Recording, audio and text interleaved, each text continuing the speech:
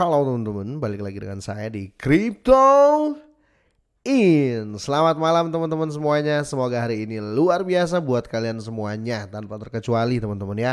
Dan buat teman-teman di rumah yang dalam keadaan kurang enak badan atau dalam keadaan sakit, saya doain cepat sembuh teman-teman ya. Biar kita bisa trading dan trading bareng lagi tentunya. Oke, langsung saja. Saya mau bahas lunch teman-teman ya. Ada yang bilang, Bang, target harga dan lain-lain seperti apa ya? Sudah kita bahas malam ini ya. Oke, saya ambil dari Coin Market Cap teman-teman ya. Saya mau lihat overallnya sebenarnya ya. Untuk overall loans ya, kita bisa jadikan gambaran dulu di sini ya. Oke, untuk overall loans ya, maksudnya selama dia ada ya sampai saat ini posisinya dalam keadaan anjlok parah untuk sampai saat ini teman-teman ya.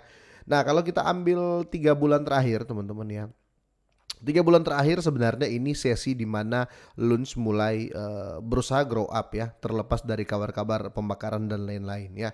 Ini overall dalam 3 bulan terakhir semenjak dia hancur ya, ini dalam masa-masa recover menurut saya ya, di sini ya untuk harga saat ini. Dan kalau kita ambil harga saat ini dia masih turun 10% ya. Tapi kalau kita lihat dari grafik sejak kehancurannya teman-teman ya sampai di saat ini ya, 3 bulan terakhir ini teman-teman, ini dalam recover untuk mencoba naik ya, mencoba naik dan tentunya banyak sekali bantuan dari luar sana, terutama ya saya mau apresiasi buat CZ teman-teman atau Champeng Zhao atau CEO dari Binance. Dan Binance sendiri ini sangat luar biasa karena apa ya, selalu mendengarkan komunitas, kira-kira seperti itu ya. Semakin menegaskan, semakin membuat saya yakin ya kalau memang benar si CZ ini dan pihak Binance memang memegang 35% dari total supply yang ada saat ini dari Terra Classic atau Lunch teman-teman ya.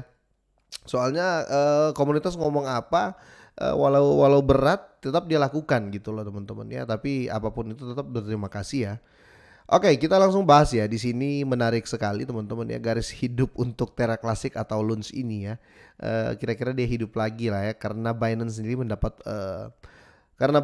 sendiri ya dapat membakar di atas 1 triliun lunch per tahun teman-teman ya. Kalau kita hitung dari supply ya oke lah, let's say 7 triliun ya. Berarti ya kita bisa bisa dibilang ya nggak sampai 5 tahun lah ya untuk lunch ya. Kalaupun lanjut dibakar, karena kita nggak bisa berharap juga dari Binance ya. Sekali lagi ya, supaya kita nggak banyak mimpi ya.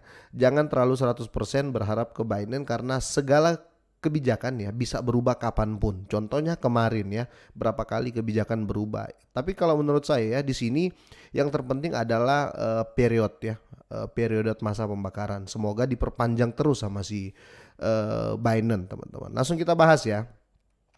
Oke, Binance memberikan komunitas Terra Classic sebagai penyelamat. Oke, banyak yang tahu itu ya teman-teman, dan saya rasa teman-teman tahu. Tapi di sini saya mau berikan opini ya. Kira-kira sampai di mana Binance menurut saya. Oke, inilah beberapa banyak ya Terra Classic Loans dapat dibakar dalam setahun dari implementasi pembakaran biaya perdagangan di Binance. Oke, kemarin pertukaran kripto terkemuka ya dan terbesar tentunya ya Binance dalam menunjukkan dukungan untuk komunitas Terra Classic atau Lunch dengan biaya tinggi untuk pertukaran, mengungkapkan bahwa itu akan membakar semua biaya perdagangan yang diperoleh dan aktivitas perdagangan spot margin Lunch ya, selain 1,2% pajak atas penyetoran dan penarikan. Jadi triple sih ya di margin spot dan transaksi lain teman-teman ya, atau deposit dan withdraw, kira-kira seperti itu. Oke, jadi pertanyaan ya yang ditanyakan oleh banyak penggemar Lunch adalah seberapa besar pengaruh biaya 0,1% ini terhadap pasokan Lunch ya dalam setahun, seperti yang disorot oleh Terra Label Rex Yeller Bailey ya. Sekitar 1 triliun lunch dapat dibakar setiap tahun oleh Binance saja menggunakan model ini dan informasi volume perdagangan harian saat ini. Karena kita tahu teman-teman ya, di Binance adalah Lunch ya, di Binance itu transaksinya sangat-sangat besar di seluruh exchange ya. Paling besar transaksinya itu di Binance teman-teman. Oke, di sini dia menggunakan model ini dalam informasi volume perdagangan harian saat ini, khususnya pada volume harian rata-rata $1 miliar. Binance akan membakar sekitar 1,2 triliun lunch ya. Kira-kira seperti itu untuk per tahun teman-teman ya. Untuk per tahun 1,2 triliun. Ini diangkat dari Terra Rebel teman-teman ya. Dia sudah ada perhitungannya di sini teman-teman, dan saya yakin sih memang betul-betul akan terjadi ya kan. Toh memang kerja nyata memang dibakar teman-teman. Tapi ya sekali lagi kita jangan terlalu berharap karena ini terkait dengan period ya atau dengan jangka waktu berapa lama sih mampunya, kira-kira seperti itu. Namun seperti yang ditunjukkan oleh pengguna di komentar anggota program VIP Binance yang ditawarkan konsesi karena volume besar mereka kendalikan hanya akan membayar sekitar 0,06% biaya, memfaktorkan ini ke dalam perhitungan penawaran kisaran 730 miliar lunch hingga 1,2 triliun lunch yang dibakar setiap tahun dengan volume perdagangan harian rata-rata 1 miliar dolar. Kalaupun volumenya seperti ini teman-teman ya, kalaupun seperti ini. Tapi saya rasa dia tidak akan maintain di 1 miliar ya untuk volumenya teman-teman, karena bukan cuma lunch juga ya, bukan cuma Binance juga yang membakar, tapi banyak lagi, ada beberapa exchange juga ya. Total volume perdagangan harian lunch di Binance adalah 1,3 miliar pada waktu berita ini ditayangkan. Selain itu perlu disebutkan bahwa model Binance menawarkan pengurangan risiko pengurangan volume perdagangan karena tidak ada peningkatan biaya bagi pedagang yang akan menjadi dengan penerapan pajak 1,2%. Demikian pula pajak tidak akan mengecilkan hati para pedagang jika harga token naik. Betul sekali teman-teman, karena semua ditanggung Binance ya.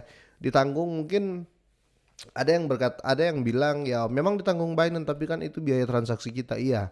Tapi saya mau balikin lagi, seharusnya biaya transaksi itu jadi miliknya Binance, masih kantong pribadi.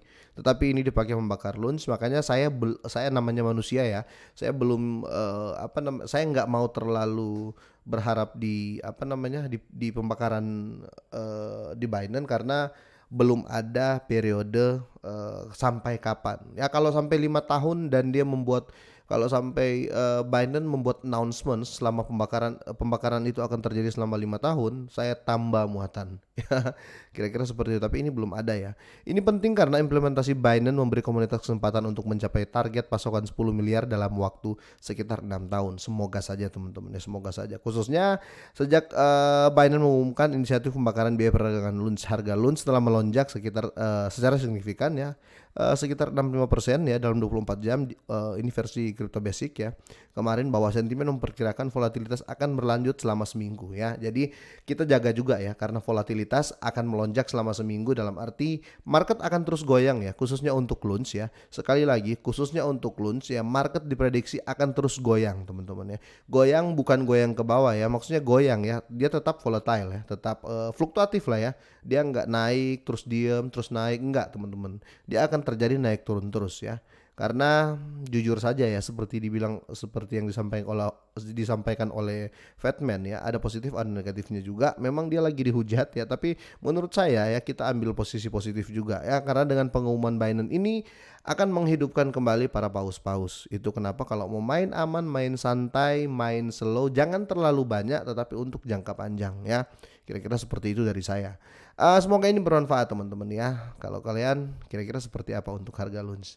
Tinggalkan di kolom komentar. Semoga sehat dan sukses selalu buat kalian semua dan selamat malam.